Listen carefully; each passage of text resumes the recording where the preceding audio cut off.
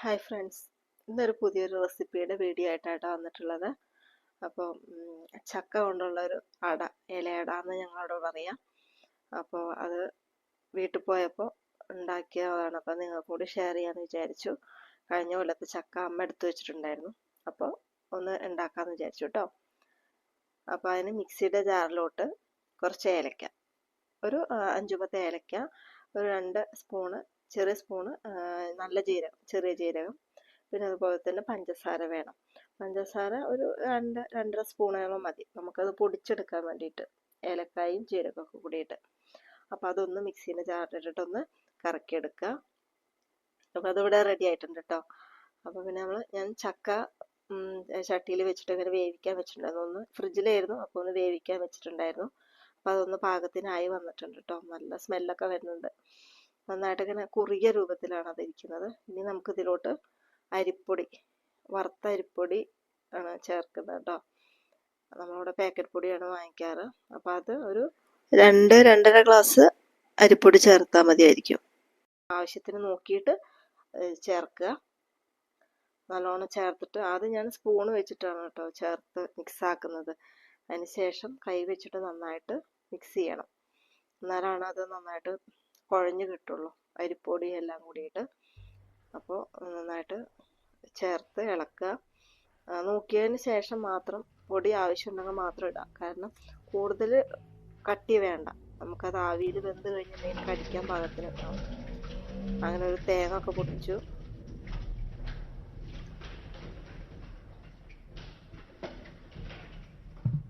ഇനി തേങ്ങ നമുക്ക് ചെറിയ പീസുകളായിട്ട് നുറുക്കിയെടുക്കണം. നമ്മളങ്ങനെ ഉണ്ണിയപ്പത്തിലേക്കൊക്കെ കട്ട് ചെയ്തെടുക്കില്ലേ, ആ രീതിക്ക് ചെറുതായിട്ട് ഇത് കട്ട് ചെയ്തെടുക്കണം. അത് നമുക്ക് ഈ ഇതിലേക്ക് ചേർത്തിട്ട് നന്നായിട്ട് ഇളക്കണം. എത്രത്തോളം ചെറുതാക്കുക, വലിയ പീസാക്കണ്ട, അത്യാവശ്യം ചെറിയ പീസാക്കിയാൽ മതി. എന്നാലും നമുക്ക് അതിൻ്റെ ഇടയ്ക്ക് ചക്ക കടിക്കുമ്പോൾ അതിൻ്റെ ഇടയിൽ ഇങ്ങനെ കടി കിട്ടണമെന്നുണ്ടെങ്കിൽ തേങ്ങ വേണം. അപ്പോൾ നമ്മൾ മിക്സിയിൽ മുന്നേ അടിച്ചു വെച്ചിട്ടുള്ള പഞ്ചസാരയും ജീരകവും ഇതൊക്കെ ഇല്ലേ, അതൊക്കെ ചേർത്ത് നന്നായിട്ട് ഇളക്കുക. പിന്നെ അതിൻ്റെ കൂട്ടത്തിൽ നമ്മൾ തേങ്ങ ചെറിയതായിട്ട് അരിഞ്ഞു വെച്ചിട്ടുണ്ടല്ലോ, അതും ചേർത്തിട്ട് നല്ലോണം ഇളക്കുക. ഞാൻ ഈ ചക്ക വേവിക്കുന്ന സമയത്ത് അമ്മ ശർക്കരയും ചക്കയായിട്ട് വേവിച്ചെടുത്ത് മാറ്റി വെച്ചാണ്. ഞാനപ്പോൾ ഒന്ന് ചൂടാക്കുമ്പോൾ അതിൽ 2 സ്പൂൺ നെയ്യും കൂടി ചേർത്തായിരുന്നു കേട്ടോ. ഇതാണ് വഴനയില പറയാം, നമ്മുടെ പറമ്പിൽ തന്നെ ഉള്ളതാണ്. അത് വെച്ചിട്ടാണ് ഉണ്ടാക്കുന്നത് കേട്ടോ. അത് വെച്ചുണ്ടാക്കുമ്പോൾ നല്ല സ്മെല്ലാണ്. അപ്പോൾ അതുകൊണ്ട് അത് ഉണ്ടാക്കാമെന്ന് വിചാരിച്ചു. അത് പോയി പറിച്ചു കൊടുന്നു. ഇനി നമുക്ക് ചെറിയ ചെറിയ ഉരുളകളാക്കിയിട്ട് കുമ്പിൾ കുത്തില്ല നമ്മൾ, അങ്ങനെ കുമ്പിൾ കുത്തിയിട്ട് അതിൽ നിറയ്ക്കുക. നല്ലോണം നിറച്ചിട്ട് എത്ര നല്ല ക്വാണ്ടിറ്റി വേണമെന്നുണ്ടെങ്കിൽ അതിനനുസരിച്ചിട്ട് നിറയ്ക്കുക. അല്ലെങ്കിൽ എത്രത്തെ അതിനനുസരിച്ച് നിറച്ചിട്ട് നമ്മൾ ആവിയിലാണ് ഇത് വേവിച്ചെടുക്കുന്നത് കേട്ടോ. അപ്പോൾ ഞാൻ ഈ മോഡലിലാണ് ഇങ്ങനെ കുമ്പിൾ കുത്തിയിട്ട് വെക്കുന്നത്. അല്ലെങ്കിൽ ചിലവർ പരത്തിയിട്ട് ഇല ഇങ്ങനെ മുഴുവനായിട്ട് ഇങ്ങനെ പരത്തിയിട്ട് മടക്കും, ആ രീതിക്ക് ഉണ്ടാക്കാം. അപ്പം ഞാനിത് ഓരോന്നായിട്ട് മടക്കി വെക്കുന്നുണ്ട് കേട്ടോ. ആ സ്മെല്ല് ഒരു പ്രത്യേക, നമ്മളെ ഈ കറാമ്പട്ടയുടെ ഇലയില്ലേ, അതിൻ്റെ ഒക്കെ ഒരു സ്മെല്ലാട്ടോ ഈ ഇലക്കുള്ളത്. ഇത് ആവിയിൽ വെന്ത് ഭയങ്കര മണമാണ്. അപ്പോൾ അടയിലും ആ മണം ഉണ്ടായിരിക്കും.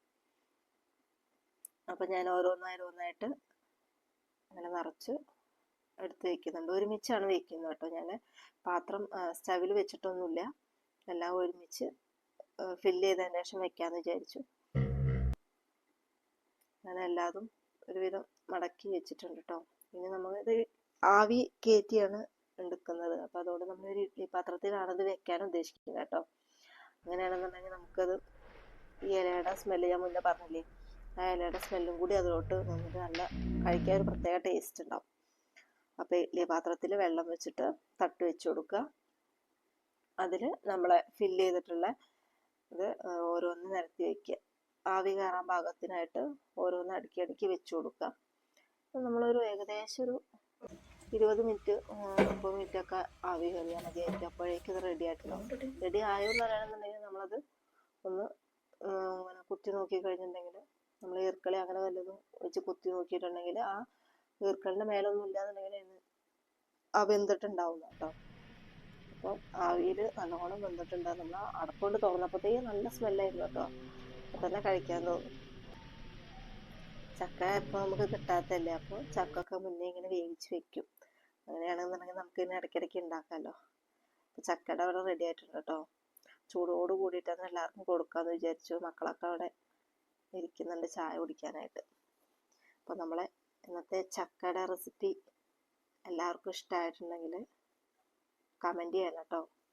എങ്ങനെ നിങ്ങളെല്ലാവരും കഴിച്ചിട്ടുണ്ടോ മുന്നേ എന്നൊക്കെ. അപ്പോൾ ഈ ഒരു കുഞ്ഞു വീഡിയോ ഇഷ്ടമായിട്ടുണ്ടെങ്കിൽ എല്ലാവരും ലൈക്ക് ചെയ്യണം, ഷെയർ ചെയ്യണം, സബ്സ്ക്രൈബ് ചെയ്യണം കേട്ടോ. അപ്പോൾ മക്കൾ കഴിച്ചു നോക്കുന്നുണ്ട് കേട്ടോ. കഴിച്ചു നോക്കിയിട്ട് അവർക്ക് ഇഷ്ടമായിട്ടുണ്ട്. അതുകൂടെ മുന്നേ കഴിക്കൽ തുടങ്ങി കേട്ടോ ഒരെണ്ണം. അപ്പോൾ ഇന്നത്തെ വീഡിയോ ഇഷ്ടമായിട്ടുണ്ടെങ്കിൽ ലൈക്ക് ചെയ്യുക. Okay, thank